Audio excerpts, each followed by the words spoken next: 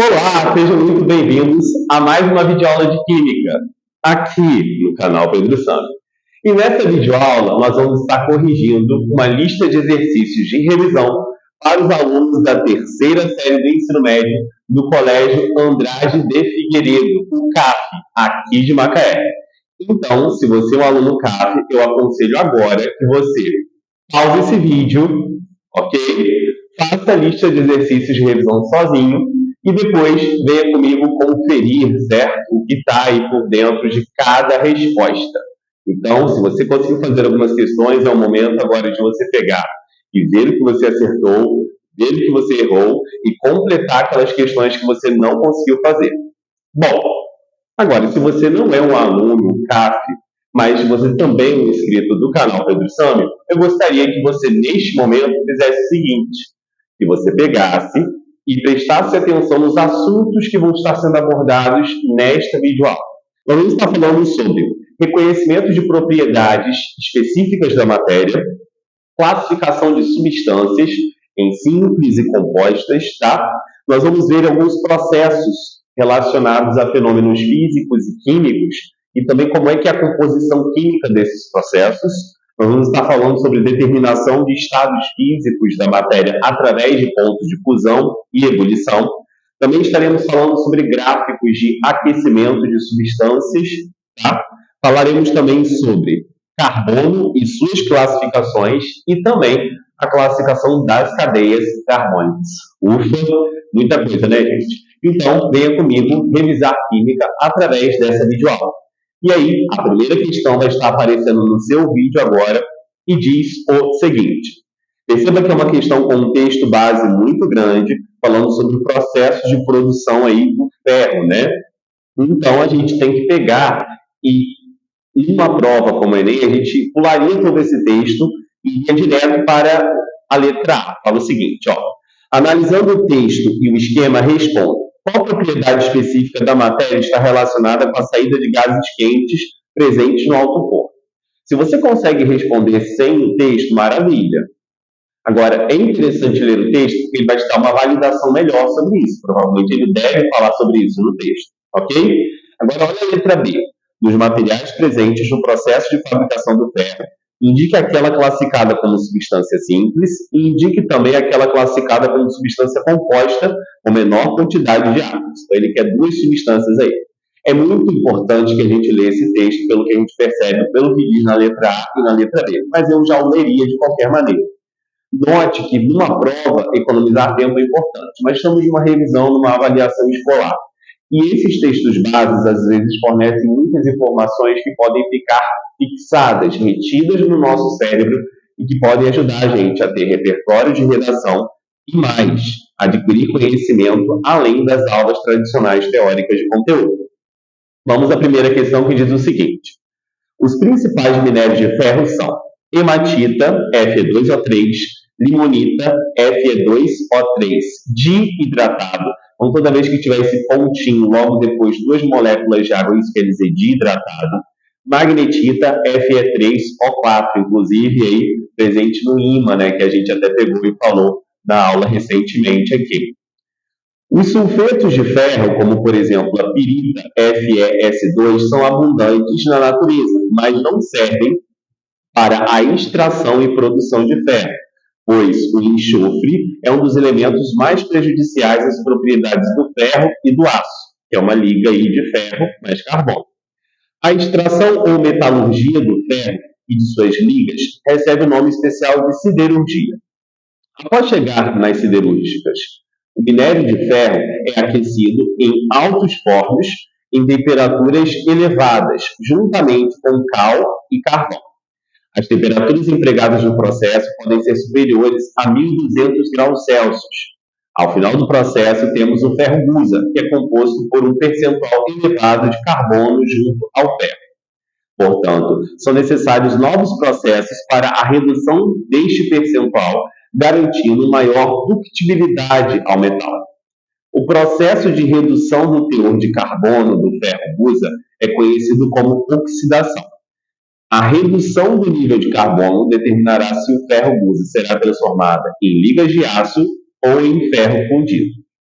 As ligas de aço possuem em sua composição uma variação de teor de carbono entre 0,008% e 2,11%, enquanto o ferro fundido, o teor de carbono varia entre 2,11% e 6,67%.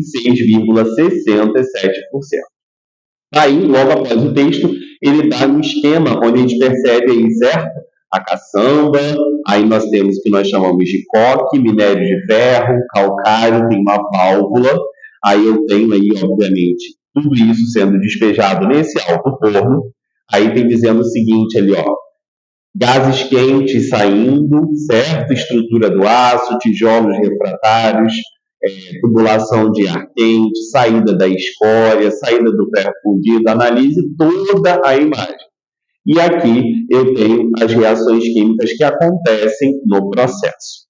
Analisando o texto e o esquema, responda: qual propriedade específica da matéria está relacionada com a saída de gases quentes presentes no alto forno? Então acompanhe comigo aqui, gente. Como que eu vou saber qual propriedade específica da matéria está relacionada com essa saída de gases quentes?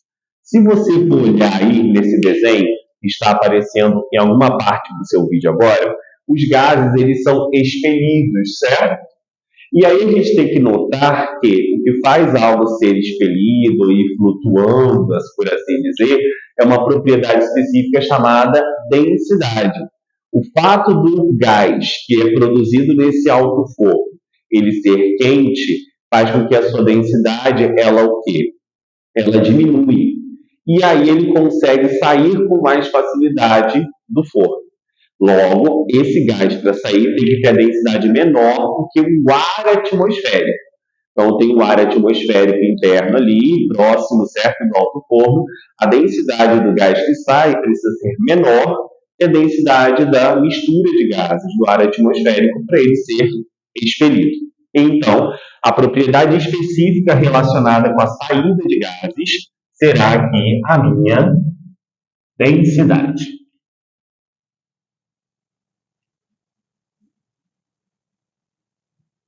Ok?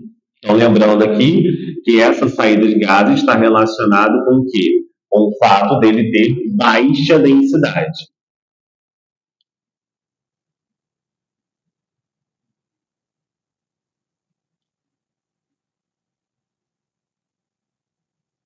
E aí nós temos que lembrar que, em relação à densidade, quem tem maior densidade, nós sabemos que afunda. E quem tem menor densidade, nós temos que lembrar que flutua. Então, se eu tenho um derramamento de petróleo no mar, como ele fica sobre a camada superficial da camada de água, quer dizer que ele flutua, ok? Primeira questão muito tranquila, né? Agora vamos para a letra B. A letra B ela tem dois comandos, olha só. Dos materiais presentes no processo de fabricação do ferro, indique aquela classificada como substância simples, indique também aquela classificada como substância composta, só que composta com menor quantidade de átomos. Então, nós temos que lembrar que as substâncias simples são aquelas substâncias que apresentam apenas o quê? Exatamente. As substâncias simples são aquelas que apresentam apenas um elemento na fórmula química, certo? Já as substâncias ditas compostas são aquelas que apresentam dois ou mais elementos.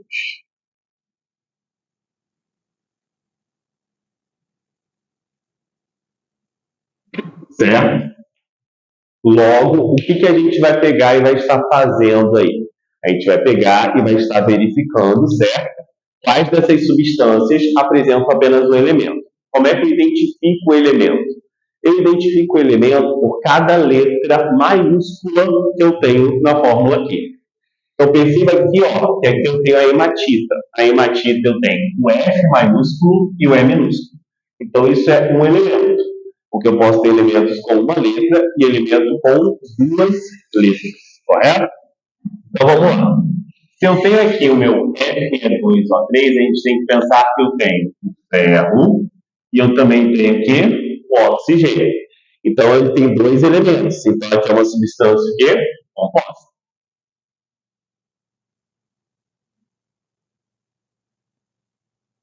Aqui cai no mesmo critério, composta, só que aqui eu tenho um parêntese a se fazer, que ela é uma substância composta onde na estrutura dela ela tem a hidratação de duas moléculas de água. Toda vez que isso aparecer, o que isso quer dizer?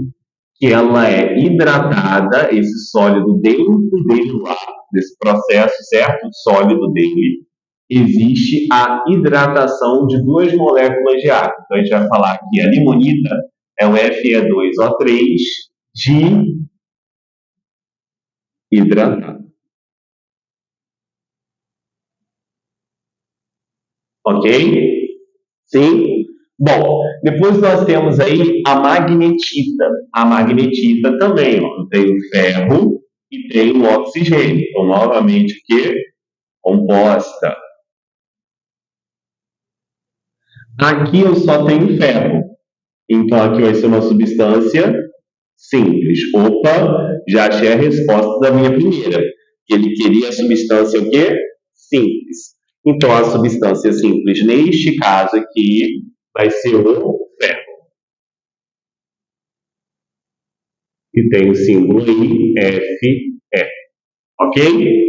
Agora, ele quer a substância composta com menor quantidade de átomos. Vamos continuar aqui só analisando rapidinho.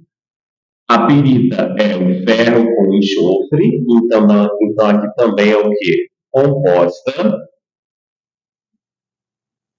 E aqui o aço é uma mistura de ferro e mais carbono. Aí você vai falar assim, é composta. Não.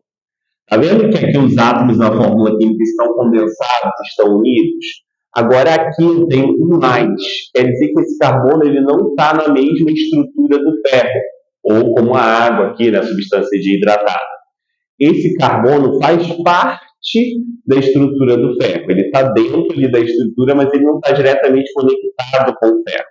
E aí, por consequência disso, isso daqui não vai ser nem uma substância pura simples, nem composta. Isso daqui vai ser uma mistura. Ok? Mistura é a união de duas ou mais substâncias diferentes no mesmo material. Aqui na pirita, não. Teria o quê? Moléculas de Fe2, FeS2. É um grupo molecular que se repete ao longo da pirita. Já o aço, não. Eu vou ter átomos de ferro e entre um átomo de ferro e outro, ali como quantidade, menor quantidade, eu vou ter o quê? O carbono. Ok? Bom, aqui a gente quer uma substância composta com menor quantidade de átomos. Opa! Com menor quantidade de átomos. Se eu quero uma substância composta aqui com menor quantidade de átomos, a gente tem que diferenciar o que é átomo e o que é elemento. Nós vimos agora que elemento é cada letra maiúscula, correto? Átomo vai ser o total. Então, olha só. Na primeira aqui, eu teria o quê? Eu teria 2, ou mais 3, eu teria o quê? 5 átomos. Então, aqui, ó, a gente tem 2 elementos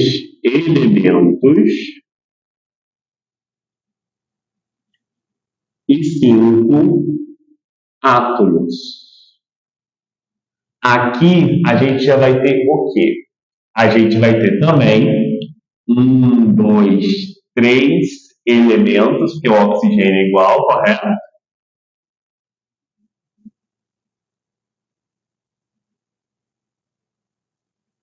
E quantos átomos nós teríamos? Nós teríamos 2 com 3, 5. Aqui eu tenho 3 vezes 2, porque é de hidratado. Então é 6. Então aqui são 6, na verdade. Então 6 com 5 vai dar o quê? 11 átomos. Aqui nós temos a magnetita, que é o Fe3O4. Então 3 com 4 vão ser 7 átomos e 2 elementos. Então, aqui, ó, 2 elementos,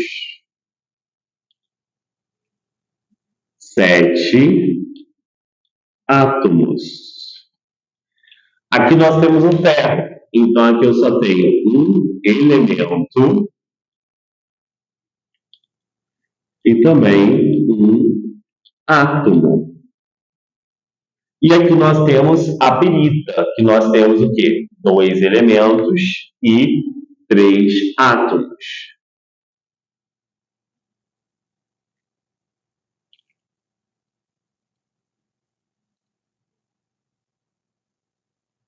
E aqui o aço é uma mistura. Se eu fosse para classificar o aço, seria uma mistura homogênea, tá bom? Então aqui na resposta da segunda, ele quer a substância composta, só que além de ser composta, ela tem que ter o quê? Menor quantidade de átomos. E aí aquela que apresenta menor quantidade de átomos sendo composta aqui, ó, aqui eu tenho mistura, não é? Aqui eu tenho a pirita que tem 3, aqui eu tenho 7, aqui eu tenho 11, aqui eu tenho 5. Então aqui tem menor, aqui tem o quê? 3. Então aqui a minha resposta seria pirita, que é o FeS2. É muito interessante a pirita, porque a pirita de ferro é chamado de ouro dos tolos, né? Porque esse mineral se assemelha ao ouro, ele dá essa ilusão que é ouro, mas não é, já que não é valor comercial de ouro, já que o elemento que constitui a pirita, e no caso o metal, é o ferro. Bom, tudo bem? Então agora nós vamos para a nossa segunda questão, que diz o seguinte: o biogás é um tipo de biocombustível produzido a partir da decomposição de materiais de origem vegetal ou animal, que são decompostos produzindo metano e outros gases. Nesse processo anaeróbico, maior parte do material orgânico é convertido em biogás, de 70% a 90%. Aqui nós temos um desenho, esse desenho está aparecendo aí na sua tela em alguma parte, e a gente percebe que eu tenho a caixa de entrada, eu tenho os dejetos, e esses dejetos são direcionados por um cano até esse recipiente aí que é chamado de biodigestor, tá? No biodigestor eu tenho uma manta de PVC, que é o policloreto de vinila, é uma sigla de um plástico. A gente tem a impermeabilização do solo por essa manta PVC, ok? A gente tem, além disso, a manta PVC fazendo aqui uma tampa, correto? E aí, nessa tampa, eu tenho um buraquinho aí, certo? Um tubo, por assim dizer, onde eu tenho as saídas. E aí eu vou ter a saída do biogás. E aí toda a fermentação anaeróbica que acontece dentro, ou seja, lá embaixo, nos dejetos, ela vai dar origem ao que nós chamamos de biofertilizante, ok? Bom, vamos lá. Sobre o biogás e o seu processo de formação, é correto afirmar que letra A é uma mistura, letra B é uma substância pura, letra C pode ser utilizado como fertilizante, letra D ocorre com a presença de gás oxigênio, ou letra E, a matéria-prima para sua formação é inorgânica. Olha só, gente, essa é uma questão que foi criada por mim. Eu levei algumas horas criando esse item que se assemelha ao item Enem. Primeira coisa, a gente tem que entender aí, certo, que o biogás, a questão falou, é uma mistura de metano e dióxido de carbono.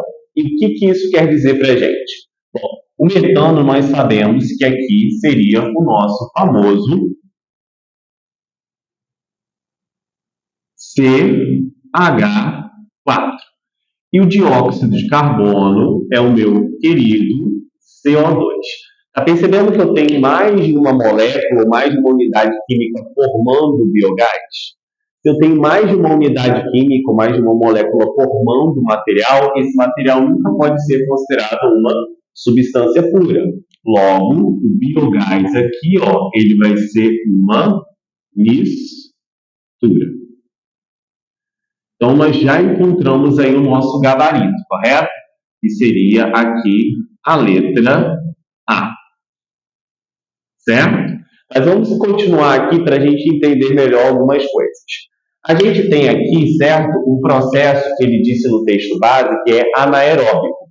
Então, esse aqui, correto? Vem o quê? Um prefixo de negação. Quer dizer que é um processo sem a presença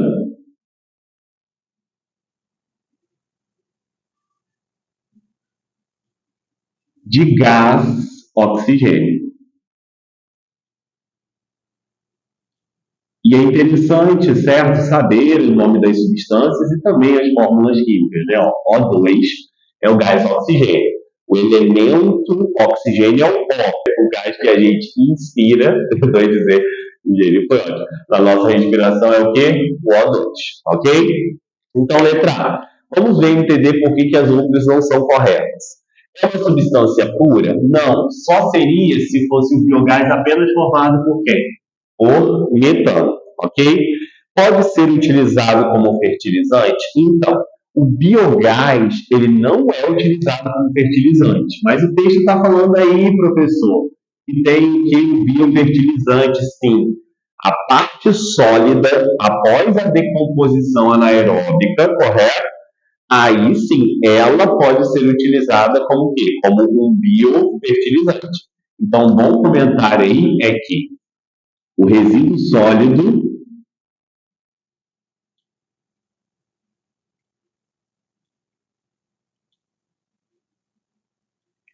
é um biofertilizante. Ok? Vamos ver o que mais ela diz aí. Ocorre com a presença de gás oxigênio. Acabamos de ver que há ausência. A matéria-prima para a sua formação é inorgânica. Olha, é caixa de dejetos, tá? Esses dejetos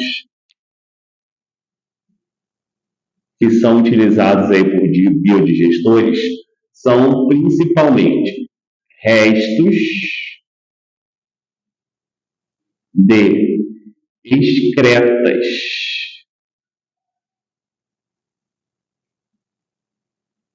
de vegetais e algumas aldeias indígenas até de alimentos.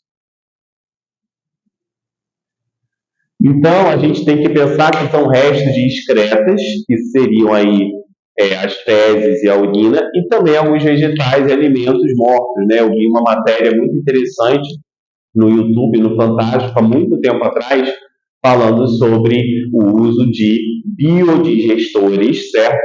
Para produzir gás encanado numa tribo indígena, uma vez que o gás liberado é o metano, e esse metano também é um gás que está presente na nossa vida. Se vocês forem lembrar, o metano é o principal constituinte do GNV.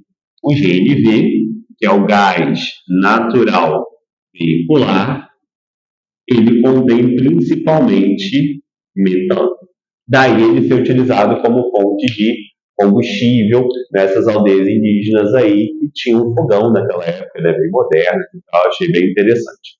E uma maneira muito sustentável, né, de você pegar e aproveitar os seus próprios resíduos para produzir combustível, ok? Bom, gente, comentário dessa questão, que é legal, que a gente bom pensar, então a aula vai ficar um pouco extensa, porque eu vou sempre estar tentando aí aproveitar o máximo da questão para pegar e estar comentando coisas que podem ser importantes e nunca é demais conhecimento. Vamos à questão número 3, que diz o seguinte, essa é uma questão mais clássica, mais direta, que fala assim, ó, em uma bancada de laboratório, temos 5 frascos com rolha comum, os quais contêm separadamente os seguintes líquidos. Então, tem o frasco de 1 a 5, o líquido e também a fórmula química desse líquido em parênteses. E eu tenho também, respectivamente, aí os pontos de fusão e ebulição em graus Celsius.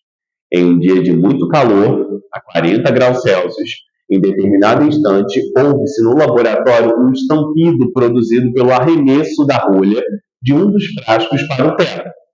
De qual dos frascos foi arremessado a rolha? Letra A. E a letra B, as substâncias nos frascos são classificadas como orgânicas ou inorgânicas. Bom, gente, para eu saber aqui de qual frasco foi arremessada a rolha, a gente precisa induzir, certo? Que para uma rolha ser arremessada, ali naquele frasco que tinha uma substância líquida, aquele líquido passou para o gasoso, ou seja, sofreu uma vaporização, e aí a pressão interna ficou tão grande dentro do frasco que a rolha foi o quê? Arremessada. Então, a rolha arremessada quer dizer que aqui eu vou ter um frasco que formou gás, certo?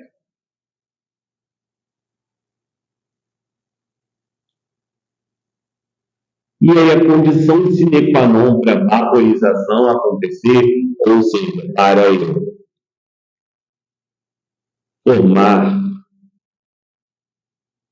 um gás, uma substância sair do estado líquido, né, e ir para o estado gasoso, é o seguinte: cada uma das substâncias, como nós estamos percebendo, apresenta uma temperatura de fusão e também apresenta uma temperatura de ebulição. E aqui nós temos esse dia com muito calor, que eu vou chamar isso daqui, esse 40 graus Celsius, de temperatura ambiente, PAMB. E eu vou sinalizar essa PAMB com um xizinho aqui na minha reta. Se a temperatura ambiente ela estiver antes da temperatura de fusão, quer dizer que a substância estará no estado sólido. Se ela estiver entre a fusão e a ebulição, quer dizer que ela vai estar no estado líquido. E se ela estiver após a ebulição, quer dizer que ela estará no estado gasoso. Ok? Então, aqui, para a gente saber qual o estado gasoso, que é o que eu quero, eu tenho que analisar nesses 40 graus Celsius, onde ele está posicionado entre a fusão e a ebulição. Bom, aqui na anilina, 40 graus Celsius está exatamente no meio. Então, ela estaria líquida. No benzeno, 40 graus Celsius também estaria no meio. Então, também estaria líquido. No etanol, 40 graus Celsius também estaria no meio. Novamente, continuou líquido. O pentano, que é uma das primeiras frações de hidrocarbonetos utilizada aí para formar a gasolina, certo?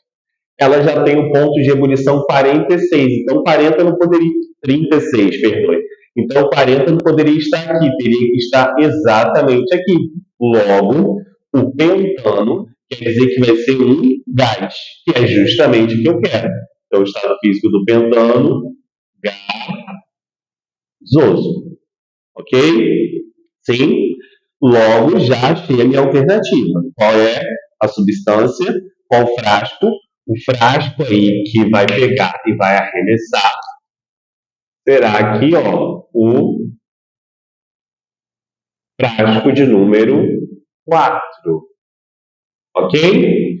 O ácido acético, só para a gente finalizar essa questão, 40 também estaria aqui, então ele permaneceria líquido. Ok? Tranquilo, né, gente? Muito boa essa questão aí, uma questão bem interessante, né? Não tão difícil, tá? Vale a pena. Se vocês querem ver uma questão parecida com essa, onde eu utilizo temperatura de fusão e ebulição para entender algum problema e etc., vocês aguardem a videocorreção que eu vou ter aqui do teste da turma da primeira série, que é uma questão muito interessante falando sobre o filamento de uma lâmpada de tungstênio. Ok?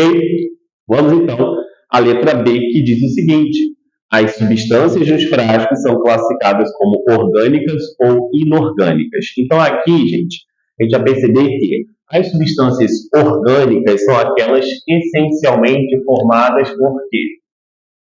Formadas por carbono como elemento químico protagonista e hidrogênio como elemento químico coadjuvante, ok? Agora, as inorgânicas são todas as demais, certo? Então, por exemplo, os minerais são inorgânicos, correto? As ligas metálicas. Agora, se eu tenho a presença do carbono e hidrogênio de maneira assim notória, e mais do que isso, se na fórmula química começar com o elemento carbono, na maioria das vezes vai ser uma substância orgânica. Então, ter carbono e hidrogênio e começar com C na sua fórmula molecular, certo? E aí, por consequência disso, essas substâncias vão ser classificadas então como orgânicas. Então, a resposta aqui seria orgânicas. Ok? Sim? Bom, gente, então agora nós vamos para a nossa próxima questão, que é a questão de número 4. Essa questão é uma questão de um Enem, tá? Um pouco mais antigo, mas antes de 2009, uma vez que a partir de 2009 o Enem ele foi adotado como forma de ingresso em faculdades. E é uma questão muito interessante que diz o seguinte: algumas práticas agrícolas fazem uso de queimadas, apesar de produzirem grandes efeitos negativos. Por exemplo, quando ocorre a queima da palha de cana-de-açúcar utilizada na produção de etanol, há emissão de poluentes como CO2, SOx, NOx e materiais particulados para a atmosfera. Assim, a produção de biocombustíveis pode muitas vezes ser acompanhada da emissão de vários poluentes. Considerando a obtenção e o consumo desse biocombustível, a transformação química quando, letra A, o etanol é armazenado em tanques de frasco de aço, inoxidável. Letra B, a palha de cana-de-açúcar é exposta ao sol para a secagem. Letra C, a palha de cana e o etanol são usados como fonte de energia. Letra D, os poluentes SOx, NOx e NP são mantidos intactos e dispersos na atmosfera. Letra E, os materiais particulados NP são espalhados no ar e sofrem deposição seca. Bom, gente, olha só. Ele quer aquele em que há transformação química. E para que haja transformação química, obrigatoriamente eu preciso formar novas substâncias no fenômeno, ok? Na transformação. E aí eu tenho algumas formas de identificar quando que eu consigo formar novas substâncias. Vou botar aqui embaixo, ó, evidências. Então, aqui nós vimos a primeira evidência, que vai ser liberação de gás. Aqui nós temos uma segunda evidência, que vai ser liberação de calor. A gente tem uma terceira evidência, que é mudança de cor, cheiro ou sabor. Certo? Essas são as principais evidências. Não quer dizer que existem apenas essas. Existe uma quarta evidência que vai estar aparecendo no seu vídeo aí agora, que é a formação de um precipitado. E o que é um precipitado? Acompanhe aí essa animação que vai ser reproduzida agora na sua tela.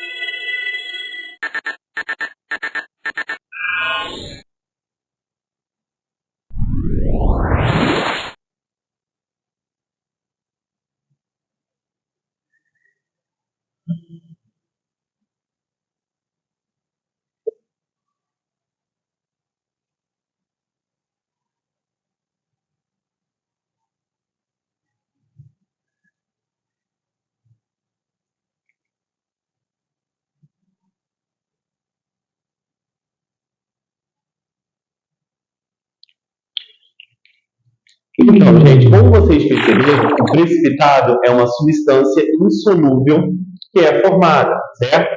Então, eu tenho duas substâncias que são solúveis e à medida que eu coloco elas em contato, eu formo uma terceira substância, ou seja, eu formo uma nova substância que é insolúvel no meio reacional. E aí ela precipita, por assim dizer, daí o nome precipitado. A mesma precipitação que acontece lá no ciclo da água, quando a chuva cai, né? Porque a chuva caindo é a mesma coisa desse sólido, assim que é formado pela dispersão do encontro das duas substâncias, lá dos íons, dos átomos, como nós vimos na animação. Esse sólido vai para o fundo e precipita, ok? Bom, é isso aí. Agora a gente tem que ver qual dessas está dentro aí dos nossos parâmetros. Vamos primeiro? Etanol armazenado em tanques de aço inox. O próprio aço inox, ele é um material que ele é muito resistente a reagir com outras coisas, certo? Aí a presença ali de, entre outros, a gente pode lembrar aqui que o aço que nós vimos é ferro mais carbono, que a gente viu lá na primeira questão, mas o inox aqui, ele tem o que também? Cromo e níquel. Esses dois últimos elementos presentes aí na composição do aço inox fazem com que o aço inox ele seja mais resistente à corrosão, ok? Então não é a letra A, porque não há uma interação, o etanol aí ele não vai reagir com ácido, então não convém nenhuma coisa nova. A palha da cana exposta ao sol para a secagem. Bom, na secagem aí, certo? Ela vai estar um pouco úmida, ela vai passar do estado quê? Do estado líquido para o gasoso. Não a palha, mas qualquer coisa aí que tenha essa capacidade de sofrer vaporização quando exposto ao sol. E a vaporização é uma mudança de estado físico. E todas as mudanças de estado físico não são fenômenos químicos, não são transformações químicas, são transformações físicas. Letra C. A palha e o etanol são usados como fonte de energia. Quando eu utilizo palha e etanol como fonte de energia, o que eu estou fazendo? Utilizar como fonte de energia é queimar. E nesse processo de queima vai acontecer as duas primeiras evidências, né? Que eu coloquei lá em cima e depois na edição aqui eu só deixei eu mencionando aqui embaixo, certo? Liberação de gás e também liberação de calor, correto? Então percebam aqui que eu vou ter aqui essa resposta como alternativa correta. Libera gás, libera calor. E também eu consigo formar o quê? Exatamente. Eu consigo formar nessa queima o nosso famoso gás CO2 e também vapor de água, H2O. Então, tanto a palha quanto o etanol, quando são queimados, liberam aí na combustão completa esses dois gases. Vamos para a letra D? Os poluentes SOX, NOx e NP dispersos e intactos. O que é o SOX? Por que esse X aí, pessoal? Não estou entendendo. Esse X é para indicar uma quantidade variada de oxigênio. Então, o que acontece? Eu posso ter aqui, certo? O SO2 e eu também aqui posso ter o SO3. Assim como o NO, eu posso ter o NO e também posso ter o NO2, ok? Esses gases, eles são produzidos através de alguns resíduos que existem, certo? Tanto no etanol quanto na palha, mas muito mais na palha, tá? Já que o etanol aí só vai ter bonitinho realmente essa substância aqui, né? C2H6O, que é a fórmula química do etanol, mas eu tenho resíduo de enxofre e nitrogênio mais na palha, tá? Devido à composição química mesmo da palha. Quando esses gases que são formados logo após a queima do etanol, eles são dispersos e intactos na atmosfera, não acontece nenhuma reação química. E NP é material particulado. O que seria esse material particulado aqui, gente? O material particulado seria fuligem,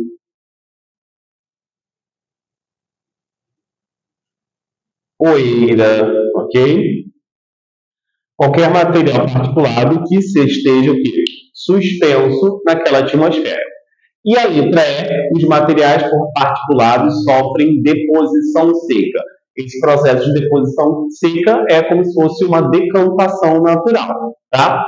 Se eu tivesse a deposição úmida, quer dizer que eles estariam reagindo com a água. E aí, dependendo do resíduo que tem nesse material particulado, poderia ter ou não uma reação química, mas é muito específico, teria que ser um resíduo à base de enxofre, nitrogênio ou qualquer coisa que seja reativo com água, tá bom? Então, esse é o comentário aí da quarta questão. Agora eu vou estar apagando tudo isso que eu fiz e a gente vai fazer agora a quinta questão e também a sexta e sétima, para terminarmos a nossa revisão. Então, galera, partindo para o final da nossa revisão, vamos agora para a questão de número 5, que diz o seguinte: para assegurar a boa qualidade de seu produto, uma indústria de vidro analisou um lote de óxido de silício, SO2, principal componente do vidro. Para isso, submeteu uma amostra desse óxido ao aquecimento até sua completa fusão e ebulição, contendo ao final um gráfico de temperatura versus tempo. Após a obtenção do gráfico, o analista concluiu que a amostra se encontrava pura. Dados. Então, tem o SO2 com temperatura de fusão 1.600 graus Celsius e temperatura de ebulição 2.230 graus Celsius. Qual gráfico foi obtido pelo analista?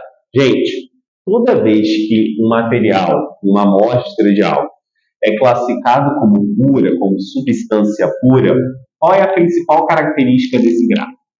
A principal característica desse gráfico, quando tem uma amostra pura, é apresentar, certo? O que nós chamamos de temperatura de fusão e também temperatura de ebulição. O que? Exatamente. Constantes, ó. CPR. O que isso quer dizer? Quer dizer que a fusão começa e termina na mesma temperatura e a ebulição começa e termina na mesma temperatura. E, por assim dizer, o gráfico vai ter dois patamares, duas regiões em que o tempo vai estar passando e a temperatura não aumenta. Por quê? Porque ela só vai voltar a aumentar quando toda a fusão ocorrer e quando toda a ebulição ocorrer. Como tem um gráfico aí de uma substância pura, ele vai ter mais ou menos essa cara aqui, ó. Então, aqui eu vou ter esse eixo que é o Y, que é o da temperatura. Vou ter esse eixo aqui que é o X, que é o eixo do tempo. Então, ó, temperatura em graus Celsius. E aqui, tempo. Se eu não me engano, o tempo foi dado em minutos.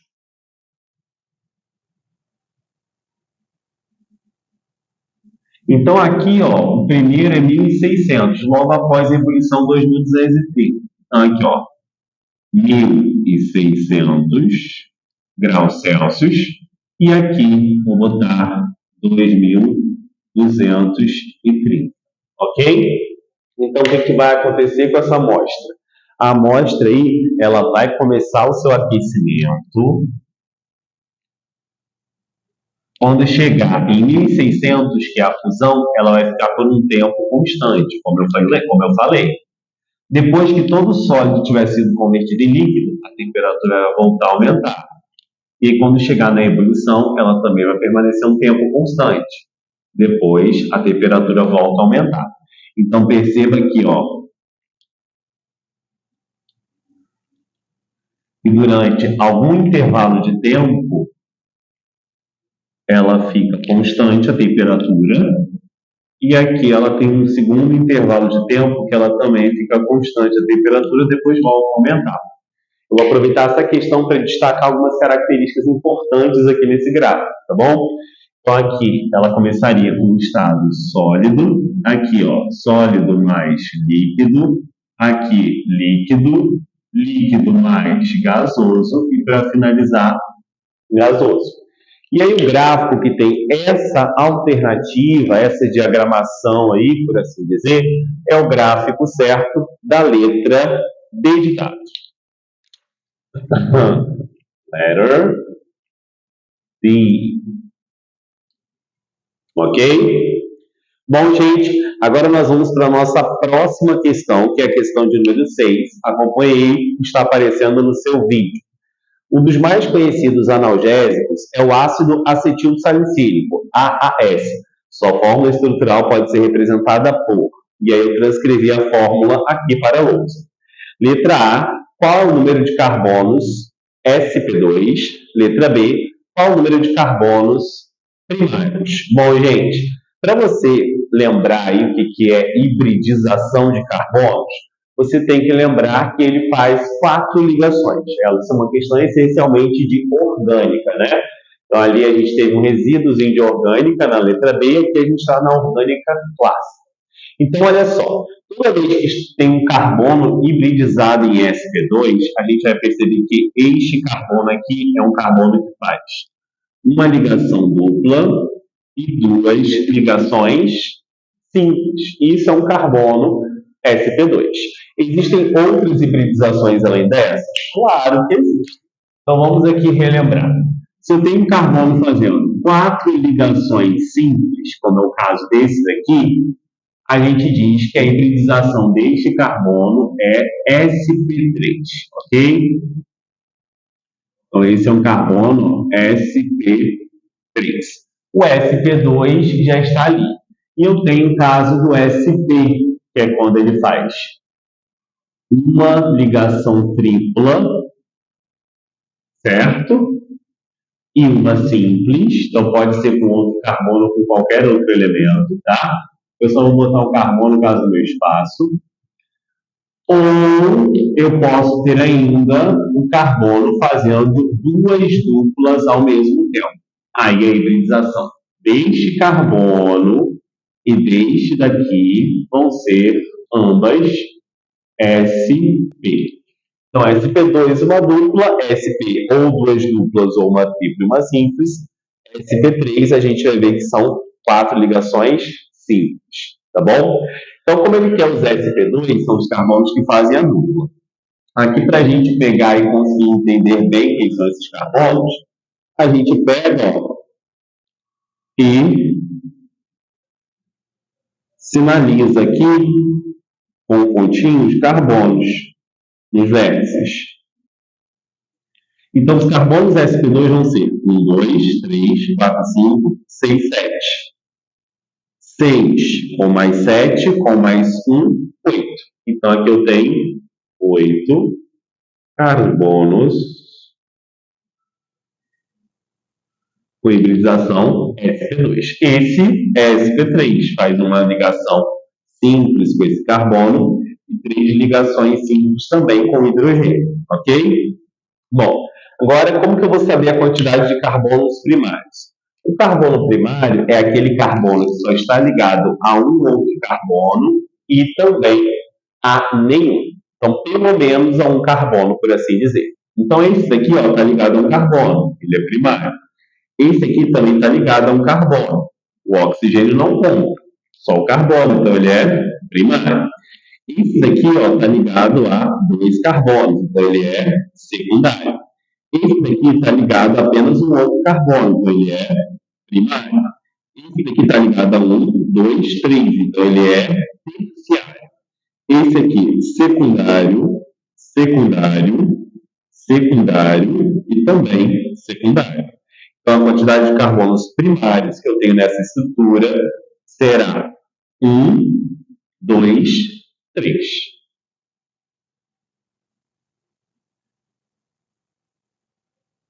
Certo, gente? Tranquilo, né? Esse primário, esse também, e este outro aqui que está assinalado fora do bastão, tá? Tem que tomar muito cuidado para a gente, quando tem uma estrutura híbrida, assim, na forma de bastão ou não, a gente não cometer o erro de esquecer aquele que está fora do bastão, correto? Bom, aí a gente vai para a última questão, que é a questão de número 7, uma questão bem antiga que caiu na UERJ, que diz o seguinte: além do impacto ambiental agudo advindo do derramamento de grandes quantidades de óleo em ambientes aquáticos, existem problemas a longo prazo associados à presença no óleo de algumas substâncias como os hidrocarbonetos policíclicos, aromáticos, mutagênicos e potencialmente carcinogênicos. Um agente mutagênico com as características estruturais citadas no texto apresenta a seguinte fórmula. Bom, gente, qual vai ser a fórmula de um hidrocarboneto dito aí policíclico aromático? Policíclico quer dizer que já tem mais de um ciclo, né? E o que vem a ser esse aromático? Tá?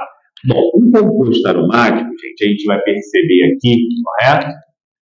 É um composto que apresenta essencialmente, mas o conceito de aromaticidade vai além disso, mas por enquanto vamos nos ater a isso. Isso já ajuda a resolver muitas questões. Um carbono num ciclo, ou melhor, 6 carbonos num ciclo, formando o hexágono, como a gente está vendo aqui. E aí vão ter 3 ligações ditas duplas alternadas. Dupla sim, dupla não, dupla sim, dupla não, dupla sim, dupla não. Só que essas duplas, elas estão em constante movimento, certo?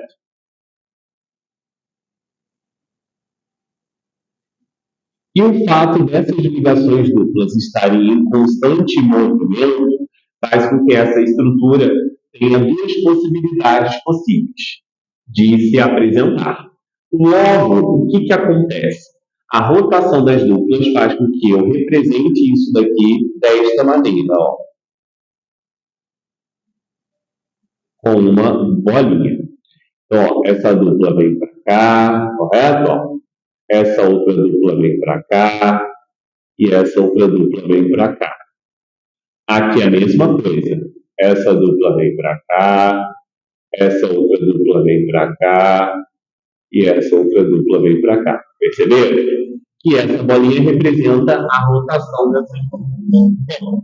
Se é aromático, nós já sabemos que tem isso. Policíclico quer dizer que vai ter o quê? Quer dizer que vai ter vários ciclos desse. Então, aqui, ó.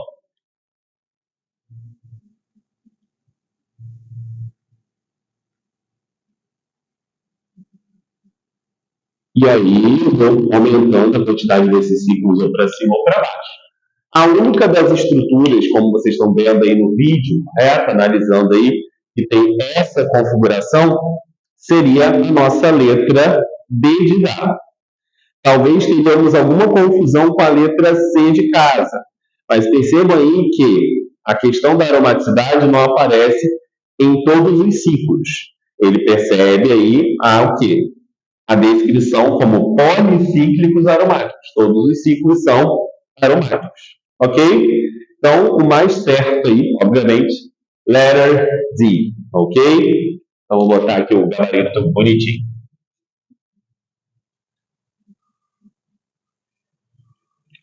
Ufa, como deu trabalho gravar essa videoaula. Mas ela foi feita com muito carinho e pensando em cada detalhe, em cada comentário, para que você adquira o máximo de conhecimento através dela. Bom, se você gostou dessa videoaula, por favor, me ajude agora. Se inscreva no canal agora. E também dá aquela curtida marota, porque o YouTube pega e entende que esse conteúdo é um conteúdo relevante e ele pode atingir mais pessoas. Bom, além disso, eu queria que você comentasse aí o que você achou de maneira geral, foi a aula, quais são as questões que você achou mais interessante, menos interessante, um comentário aí de uma questão que talvez você não tenha entendido, sendo aluno CAP ou não, eu vou estar respondendo com muito carinho através dos comentários, tá bom? E eu também queria que você me ajudasse compartilhando essa videoaula com seus amigos, certo? Com pessoas aí que queiram se aprofundar mais em Química e se preparar para o Enem e para o UERJ. Todas as minhas videoaulas de revisão este ano, nessa playlist Aulas CAP 2025, da terceira série pré-vestibular, vão ser com questões voltadas para o que um dia poderia estar caindo nesses vestibulares, então não perca essa oportunidade de você estar estudando de maneira atualizada esses conteúdos com essa didática maravilhosa. Graças a Deus, Deus me deu esse talento e eu tento aperfeiçoá-lo a cada dia. Então, até o próximo vídeo no canal Pedro Sami. Forte abraço a todos. Tchau, tchau.